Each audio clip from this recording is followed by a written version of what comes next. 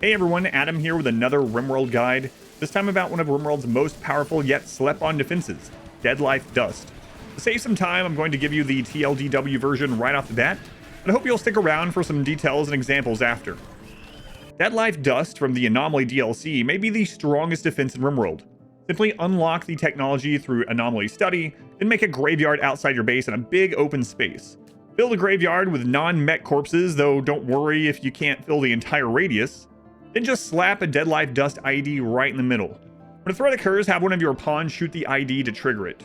Make sure not to punch it, as sometimes that will destroy it rather than set it off. You could also wait for the enemies to trigger it, but I recommend not waiting and just embracing your inner necromancer and raising the dead for yourself.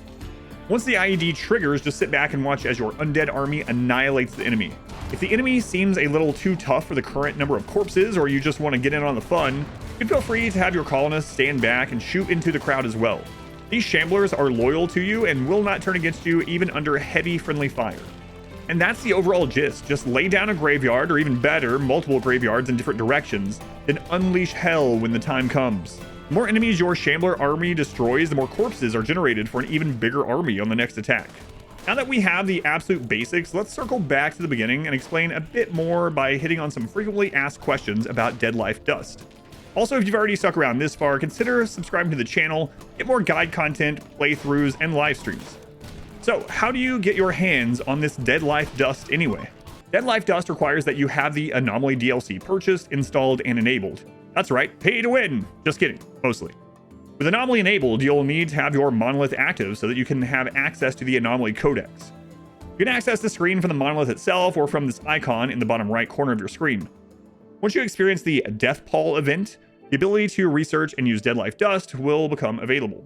I recommend not waiting though and using Void Provoke to cause Death Pall to happen. Void Provoke should prioritize undiscovered early entities, but there can be some quirks to it. In the meantime, be sure to capture whatever monsters you can, as you're going to need lots of bioferrite. Don't forget that some traders can also sell bioferrite. If you're running low and have some tradable resources, make sure to check the traders.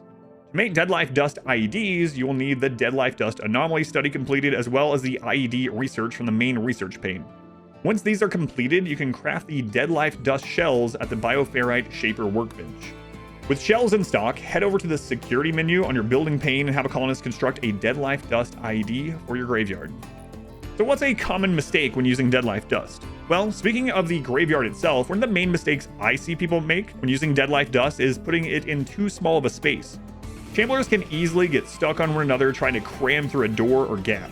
Your Arisen army will only last for 6 in-game hours. Ideally, you want them tearing apart your enemies in combat, not queuing up and waiting for their turn in line during that time.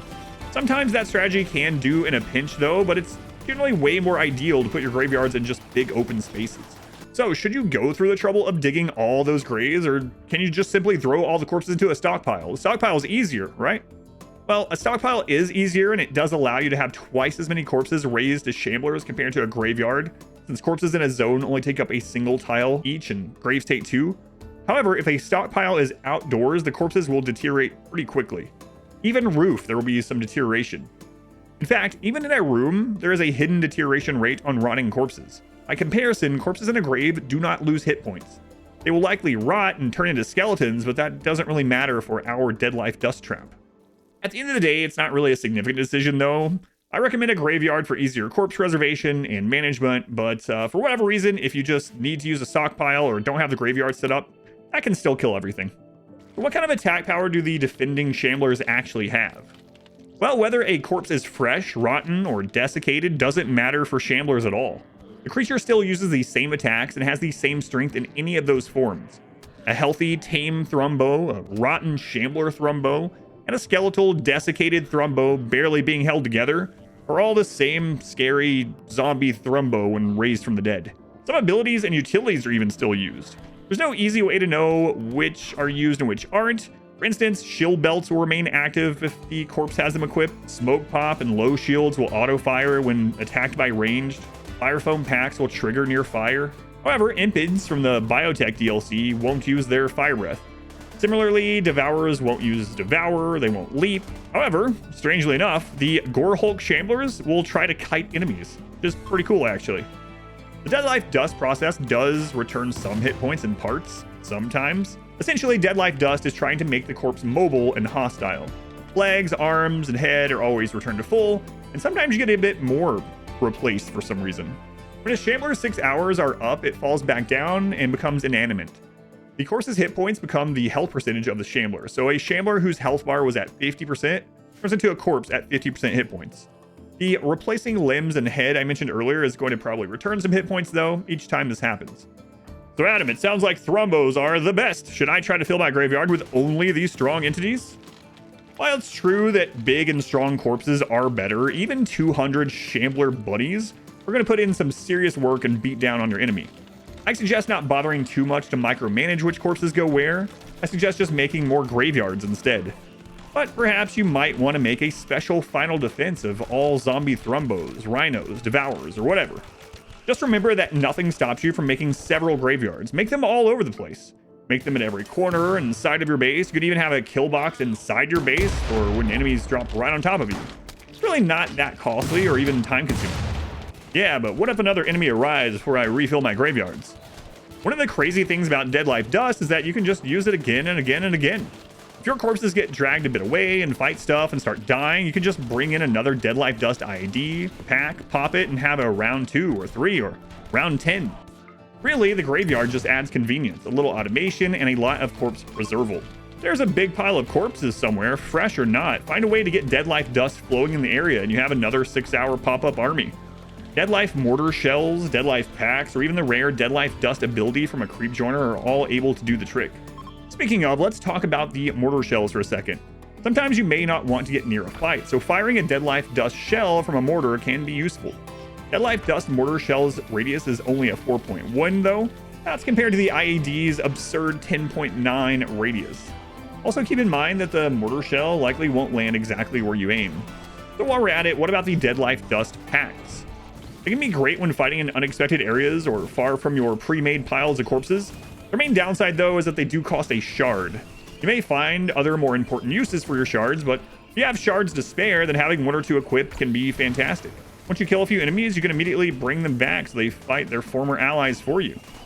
At the end of the day, I just recommend using the IED because it's cheap, easy to use, and it's gigantic. Again, it's 8 times the size of the shell. So how do you get more corpses and bioferrite to start building this out in the first place though? Just remember that any corpses will do. You can hunt animals, use your first few raiders, or hey, even that annoying pyromaniac that tried to join who met an unfortunate accident behind the shed. Some corpses are better than nothing. The Summon Shambler spell from Anomaly DLC is an easy source of both corpses and bioferrite. You probably need to go out and fight them, or at least anger them and lure them into any of your existing traps though, if you have some. And your Deadlife Dust Shamblers and the Summoned Shamblers all have a chance of dropping more bioferrite, so you'll likely get some of your costs back. Not to mention, the Shamblers that you kill can be added to your graveyard, and you can swoop in and capture any downed enemy Shamblers and put them in containment to start cranking out even more bioferrite indefinitely. Just know that you can't capture your own Shamblers for bioferrite. Really, there are tons of ways to get lots of bioferrite, way too many to fully encompass in this guide. Maybe I'll make a short about that at some point.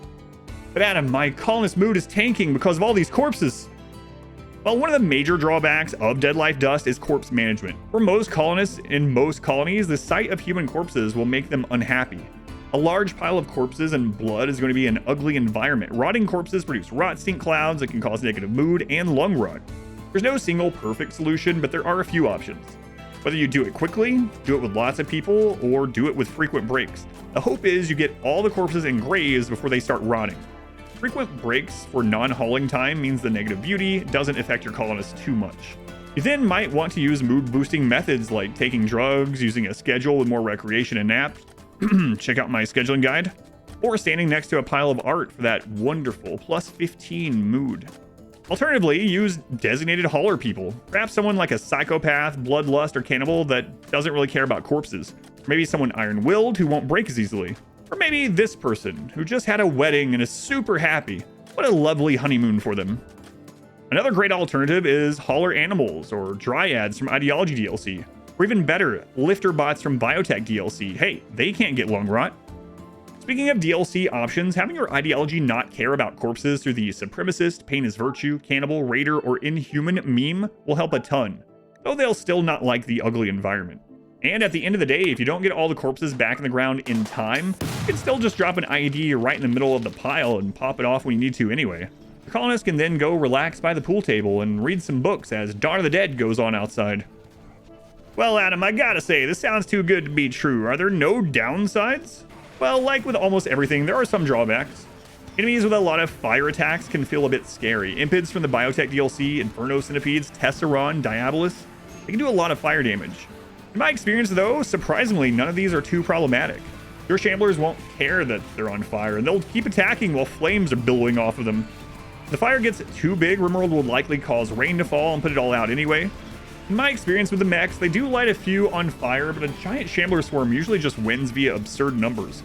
Impids will light a lot of corpses on fire, but the Impids replace the corpses lost with themselves, so... You may still want to place some fire foam poppers in the area, especially early on before you have overwhelming numbers, but I wouldn't worry too much about it. There are also some threats in RimWorld that simply don't come to you. Sieges, mech clusters, hate chanters, and similar stay out where they are, for at least some time.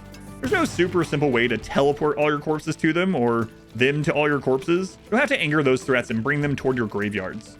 You do this with things like your own mortars, animal pulsers, long-range weaponry like a sniper rifle or bolt action. Aside from that, the mood penalty for dealing with corpses and the initial and ongoing investment in bioferrite, there's not really any other gameplay-related downsides.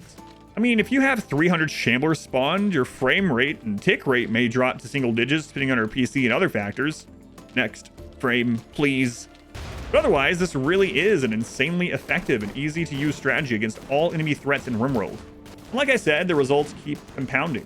Every threat defeated is more corpses to use against the next. Before this guide gets incredibly long, I'd like to finish things off with some rapid-fire facts or ideas that didn't really fit into their own section, or at least without blowing this guide up to being hours long.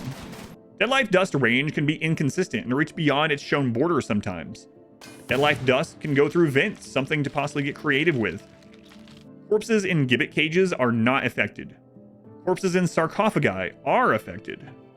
Graves cannot be destroyed, only deconstructed by your colonist. You can caravan corpses into a pit gate and activate Deadlife dust within. However, your risen corpses will not target flesh walls, only enemies.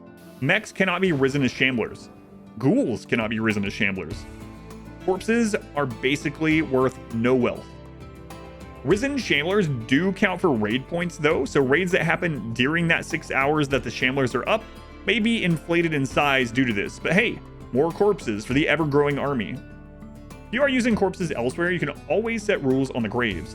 Set them to low priority, set to all corpses aside from mechs. This way corpses will go to the other higher priority places first. Some enemies won't trigger the IED even when stepping on it. It's almost always better to shoot it and activate it yourself.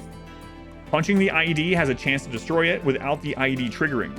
A ranged weapon hit always causes the IED to trigger and detonate properly. You may want to remove the home zone from your out-of-base graveyards to prevent pawns from needlessly cleaning them, putting out fires. And I think that just about does it. Deadlife Dust is an immensely powerful defensive tool within RimWorld. For anyone who remembers the Singularity Killbox back before it was patched from the game, this mechanic is arguably even stronger.